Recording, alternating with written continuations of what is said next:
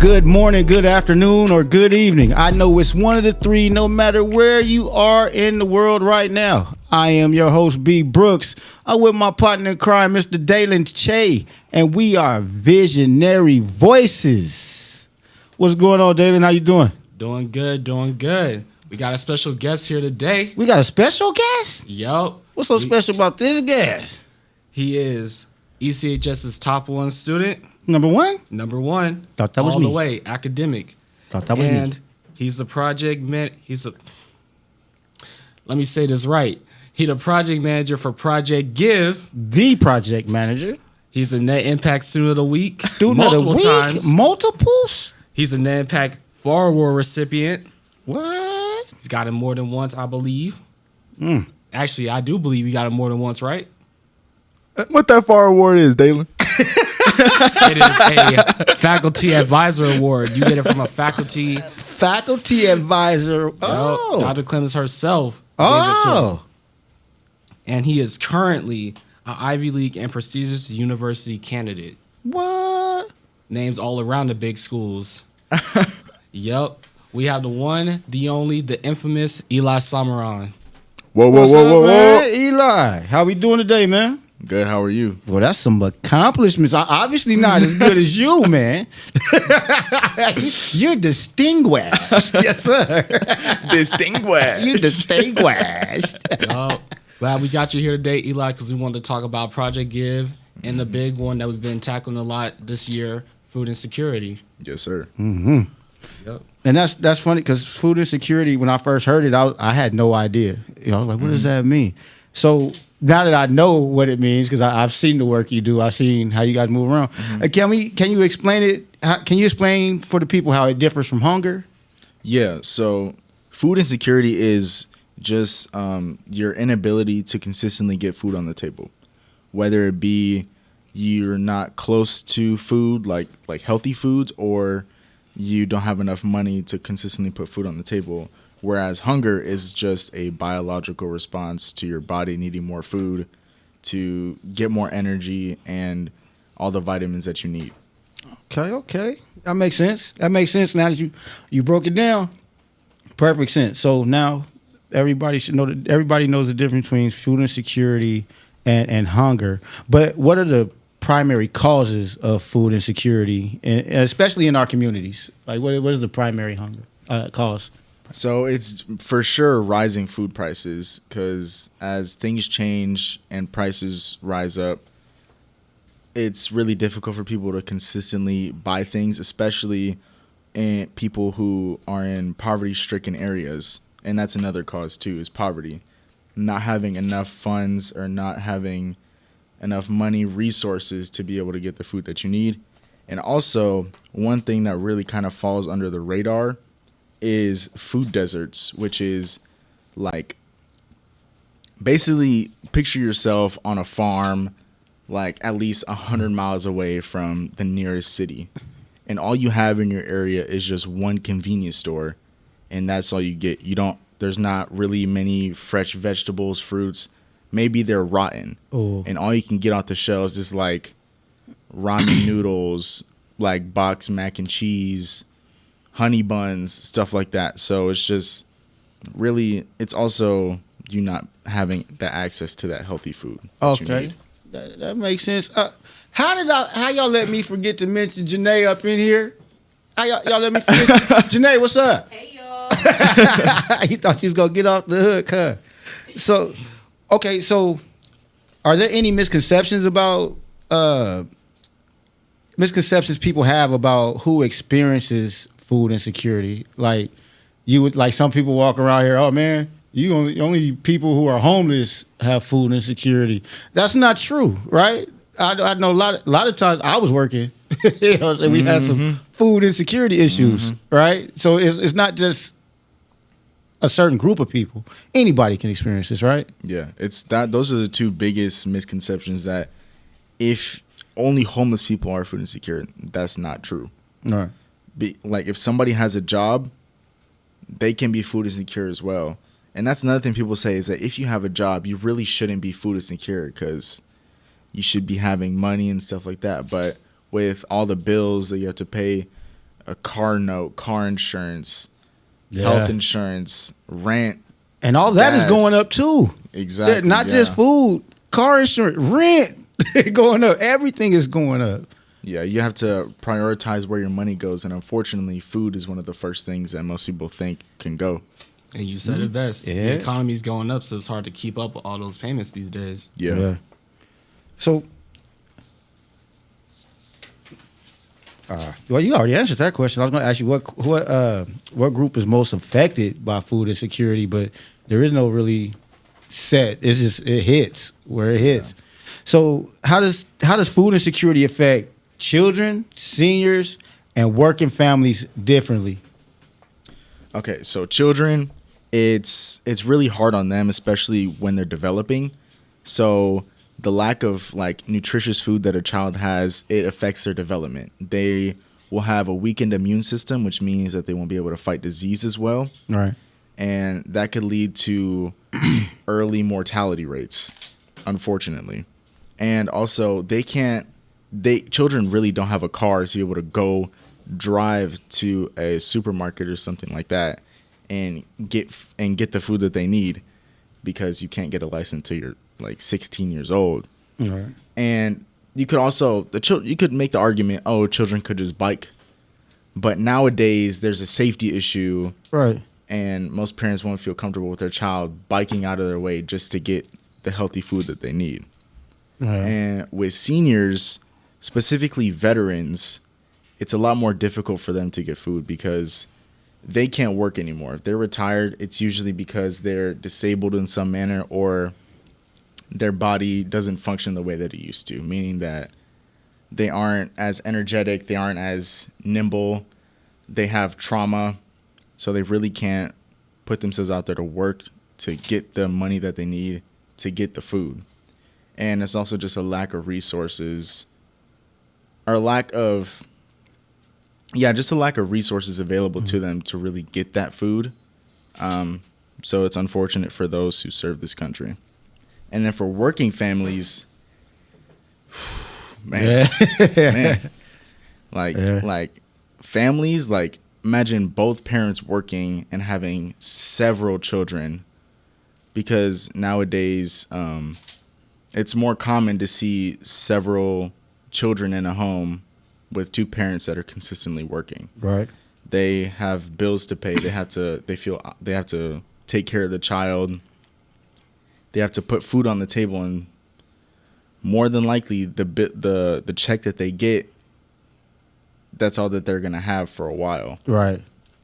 So they'll have to work to put that food on the table and sacrifice all the time and energy that they spent to get that money just for it to go into food and other bills, and then having to work 10 times as harder just to get the same amount. Right. I can totally relate.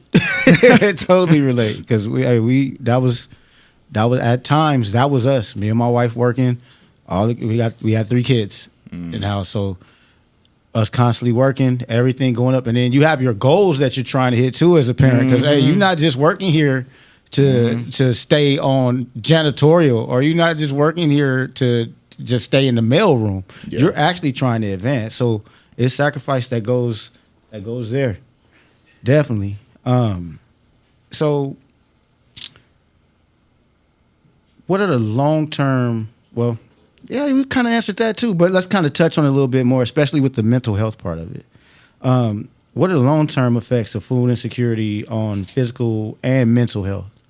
So with the physical, if you don't have enough food, you experience malnutrition, and that can affect your immune system and make it weaker. And with your mental health, you'll experience more anxiety and depression, because like you're so worried about getting food on the table, and then you start getting sad about not being able to provide and getting that food that you really need to be put on the table. And would you say that I'm trying to figure out how to word this question the right way in my head.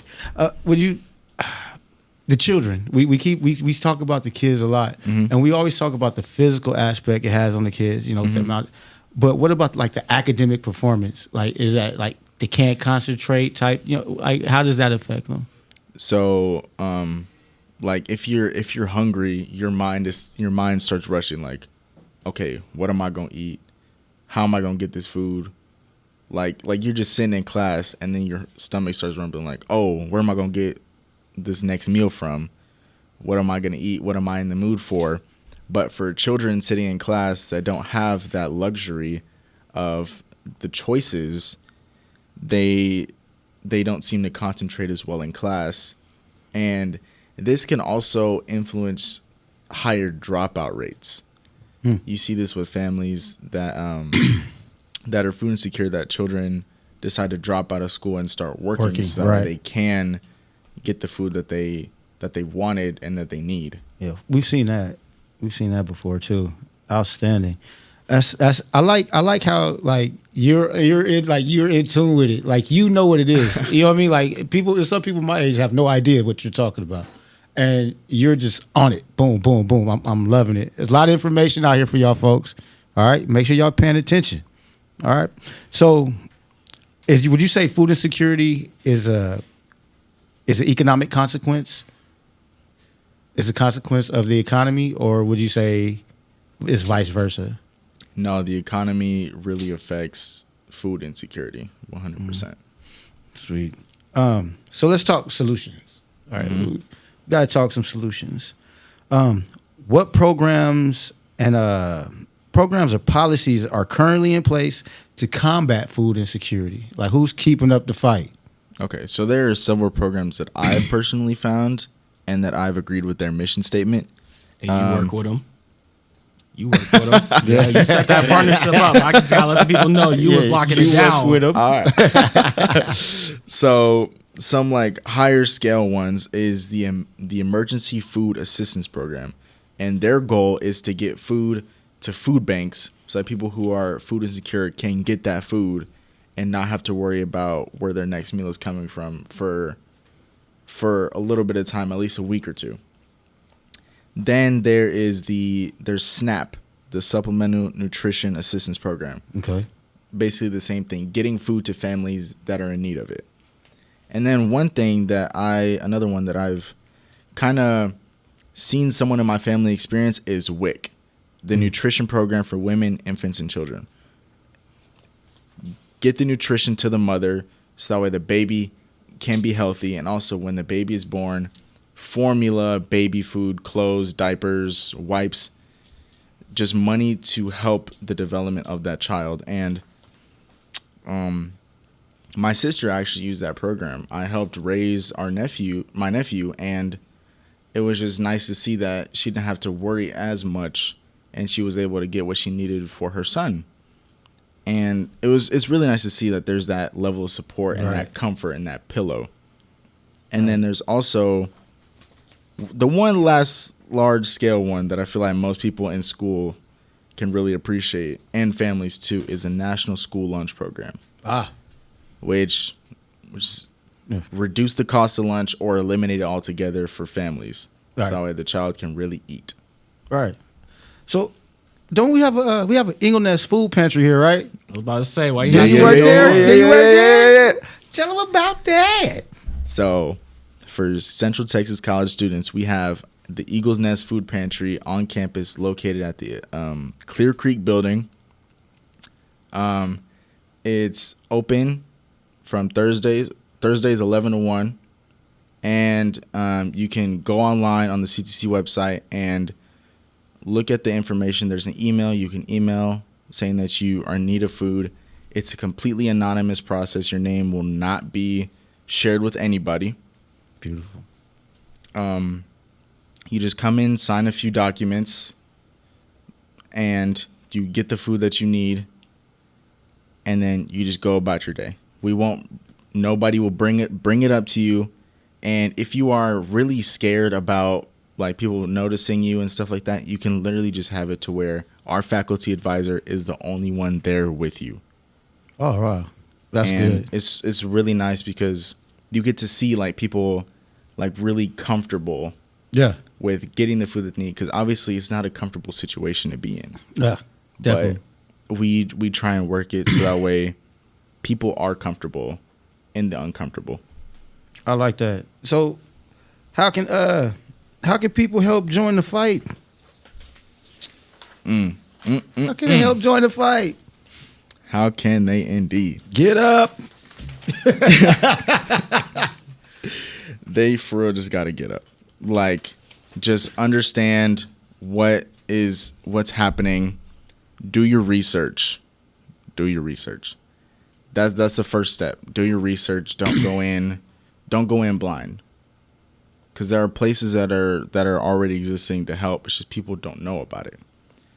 And once you find those places and you really look at how much time you have available. With that, you can either volunteer with that organization and get involved by actively doing the work to get the food to those families, or if you're short on time and want to give a little donation, you can as well, whether it's food from your closet or Right. just money. Right. And that's the thing, folks. Look, you don't necessarily got to have money. All right, you don't got to have money. Take some of them cans out of there. I know there's somebody out there that appreciate that canned food. You know, you don't want to just give money up. Go out and buy some stuff real quick and just go drop it off. There's somebody out there that appreciate it. Definitely. So I guess my question would be, no, he just answered every question in that section, and that was beautiful. Now, even though you didn't answer a lot of them questions, let's talk about you a little bit on how you got involved, though. We gonna toot this man's horn. Oh my 'Cause, goodness. yeah, we gonna toot the Oh horn. my We gonna goodness. toot- Spot. He put him in the Because spot. when you took over Project Give, you took it up a notch. You made sure that everyone on your team not just knew how to operate, but know why they were operating. You got bins all around campus, all throughout. And this man went out of his way to talk to the Colleen Chamber, and now he's going to try to get them to have local business involved with getting food donations walked around. Mind What you you, talking about? he's only a high school student. Right. He's Let's not only a forget high that. school student. But y'all heard his resume. There's Yeah. a reason why Oh he's my on that God. rank Yeah. he is, because he doesn't play about what he does.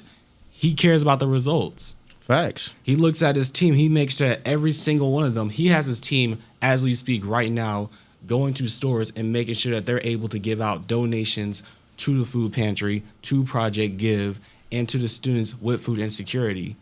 Eli has been heavily involved since the beginning. And I must say, it was crazy to see, because I'm at your meetings. I see how you operate. You don't play. You make sure that there's something. In fact, we're not going to say there's something. You make sure there's results coming in every single week, if not daily. Yes, sir. That's why he's a distinguished project manager. Yes, sir. So let me ask you this: what do you envision for the future of food security?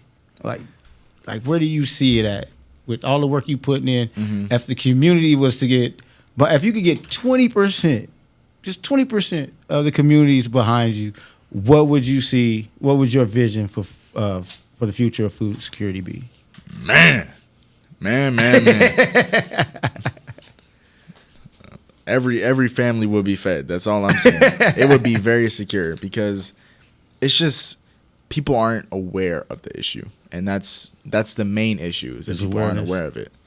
And with greater community involvement, I could see a brighter future for food security. People are helping their fellow man, giving them a helping hand, putting a little love in their heart. Hearts, right? Bars. There we With a little love in their heart. I like that. Okay, so I mean, you're making an impact one meal at a time, and you know you're not making an impact unless you're making a net impact. You understand what I'm saying? So we appreciate it, definitely. We love what you do. Shouts out to your team. You know what I'm saying? Because they work hard. They're a reflection of leadership, definitely. So we definitely appreciate that. So with that, I got to ask you, what's the most rewarding part of your work addressing food insecurity? The happiness, man. The It really happiness? is. One example I can give you is we did do a Thanksgiving food drive where we we reached out to local people on the CTC campus, and we let them know that, hey, we have turkeys and we have fixings from the pantry that we can give to you for your family. And we stood out there for about, I believe, an hour and a half, and we got eight families. Oh, okay. And they just drove on up. We gave them a turkey and gave them a bag full of fixings, and then they just went on their way. But you could see it was mainly mothers with a car full of kids just coming, and one of them actually told me that they were so appreciative that they didn't know if they were going to give their child a proper Thanksgiving meal, a traditional one, this Thanksgiving. They didn't know what they were going to do. And it was just nice to see how happy they were, the fact that they could give their child that meal. I can see that. I see that. So they tugged on them heartstrings, huh? Yeah. I tell you, hey, it's a thing, man. It's like to see somebody, especially when you see their face light up, you know, knowing that they didn't want to pull up there. You know what I mean? Yeah. And it just, you made somebody's day, and I think that's amazing. That's amazing. So, hey, for those who want to learn more or take action, where can they actually? I know you named some spots so where they can go get involved. Give them some more local spots right here in Killeen. So there is the Killeen Food Care Center, which is located on 16th Street. Okay. They do a lot. They're a really big food bank. There's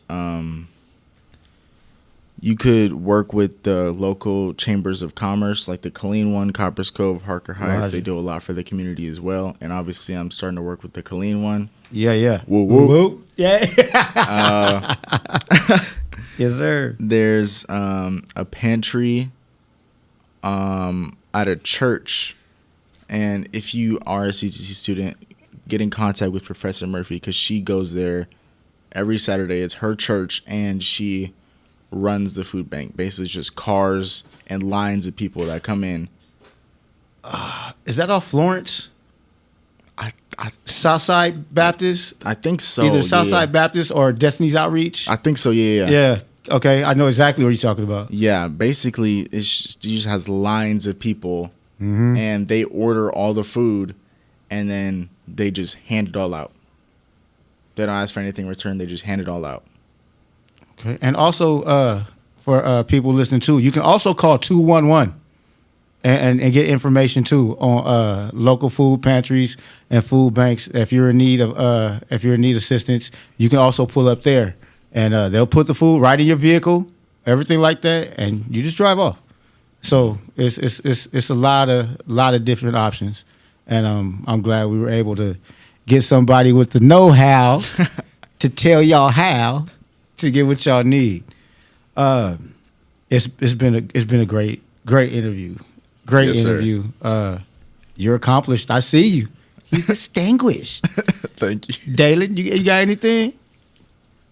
I mean, I don't know what more I can say. Oh Especially about my this one. God. I don't know what more I can say. Oh my God. I don't know what more I can say. He's always proved himself every single time. You know, in the beginning when we was all up in the board, we were talking about, oh, we got this food pantry now we're operating, that we're working with the foundation. We want to do these partnerships. We were trying to figure out who was that chess piece we can put right in there. I guarantee you, Eli was a candidate, but we all had that one thing in our mind. He's ECHS. Can a ECHS student pull this off? He's pulled it off and did some more. How my sister said, can and did. Yeah. He did it all. And did. And he said it. And not only did he set himself up, like he's built a resume just far done compared to everyone in his group. He's helped Project Give for the future. He has built on the legacy. He has made Project Give not just a prestigious committee, but a legendary one. People are going to look back and they're going to say, this is Project Give, this is what they did, this is who they helped, and this is what they're going to continue doing off the foundation that was built. Yep. May I add on, my brother? Go ahead. I've already set stuff up for the next project manager as well. I'm not just leaving it with me. It's a legacy. It's Legacy, going to yeah, continue exactly. on. I think this is one of the first committees to ever collaborate with the organization this big, the Killeen Chamber of Commerce. So I was able to get that with them. And actually, I want to give a shout out. He was already on this podcast before. My team lead, Dominic Dawkins. Dom. Yes. Yeah, it's amazing interview. Yeah, I wasn't able to go to the meeting with the Killeen Chamber because I was out of state during spring break, but he stepped up without a moment's notice and went there and networked with all the people there and really showed why he's my second in command. And I really appreciate him for that. And it's just nice to see that other people are interested in doing the work. Yeah. And then another thing too is I contacted the Coppers Cove Chamber of Commerce. And small world. The lady that emailed me back said that she was also a founder of the Eagles Nest Food Pantry, and that she'd be willing to do a Thanksgiving food drive for us at the fall of next year. Oh wow, if we like put our name down on like a reservation list type thing. So nice. There's a lot in store for the next project manager as long as they are willing to take up the mantle and communicate. Nice. I think they'll be able to. I think they'll take up the mantle. Mm-hmm. I think they will because the precedence has already been set. Mm-hmm. The standards already been set. Mm-hmm. So I think that's going to be perfect. Before we let y'all go, hey, we got to remind y'all we got Lemonade University coming up, right? We got that coming up. What day is that? March 29th, right? 29th? March 29th. March 29th. Yep. All right. This Saturday. Yep. So y'all don't forget about that because we're going to be out there, all hands on deck. We're going to be out there working it. Teaching the kids how to run the businesses and entrepreneurship, which is another thing we do here. So we want to go ahead and let y'all know about that. And make sure y'all ready for all the events we have coming up. So, Janae, you got anything? No, I'm good. Just trying to get the camera person in on the action. Leave me alone. I'm taking pictures. All right. I'll stop by. And also, I know we're getting close to wrapping up. Just want to tell you, Eli, there's a saying I always have. If there's no destiny, call Beyonce. So to the next PM, they better thank Beyonce. Oh my God. They better thank Beyonce. Because they would have looked, they've been like, man, what's the next for Project Give? You have set them up right. They got to thank Beyonce. Come on, bro. Man. But on a serious note, I have to put that little joke in there. I'm more than proud of you because, we both came into the Impact together. And I think we can both agree, looking at us in the beginning and where we are now, we could not have imagined all of what we succeeded. I say it 1,000 times, 2024, 2025 Net Impact was crazy. What could we not do? What could we not do? I'm still trying to find that answer even today as we're about to wrap up, graduate, move on to the next. I still don't know what we cannot accomplish because I feel like even when we get out the door, we're still going to be having successes and we're not even in the room. Right. Because we have made sure, like I said, we have set up well for that legacy. And, that comes to the fact it's all about passion. It's passion all at the end of the day. We were passionate about everything that we were doing because we knew it was more than just about us. It was about who's it helping, who's it impacting. Speaking of, congrats on that national win with Up to Us, Central Texas College. Definitely. That was a good one. That was definitely that felt good. That was definitely a That dub. felt real good. I went from top 5 to top 1. That felt real good. Yeah, definitely. Shout out to Dr. Clemens as well. Shout out. Goat. Definitely. Goat. She She keep has all made- of us on our toes. Every single Man. one. She don't look. People don't believe it, but they just got to see it for themselves. She does not play with us, especially the leadership. But she don't play. I think she knew. I really think she knew this was gonna happen because she was really on our heads. I was like, oh my gosh, That's part of her vision. I'm like, I can't breathe. That was part of her goal.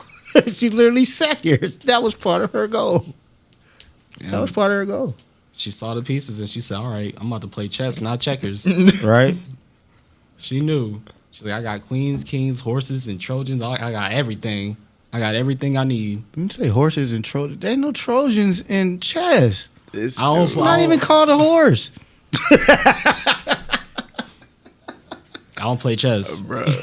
I play every once in You a got while. rooks, bishops, knights, kings, queens, and pawns. Well, she had all the pieces, and she's winning every game. Alrighty. Anything that you want to say, Eli? Tune in to the next episode of Visionary Voices. Yes, sir. And we're keeping that. Yeah. Mr. Brooks. We're keeping that right there. Yeah, we're going to keep that voiceover. We're going to keep that voiceover. Thought you were being funny, huh? No, we keeping that now. You'll be here forever. Oh, Your voice is now immortalized. oh my Your God. voice is now immortalized. Tune in to the Yep. next episode of Visionary Voices.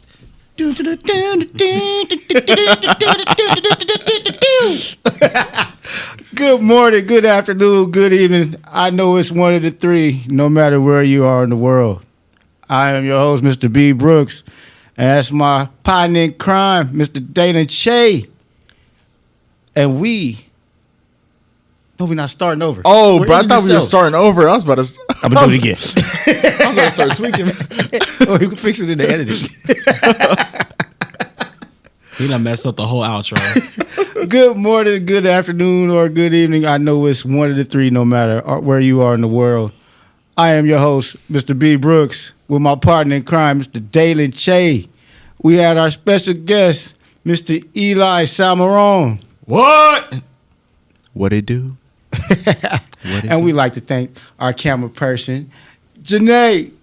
Yeah. And we'll see y'all next time. Good night.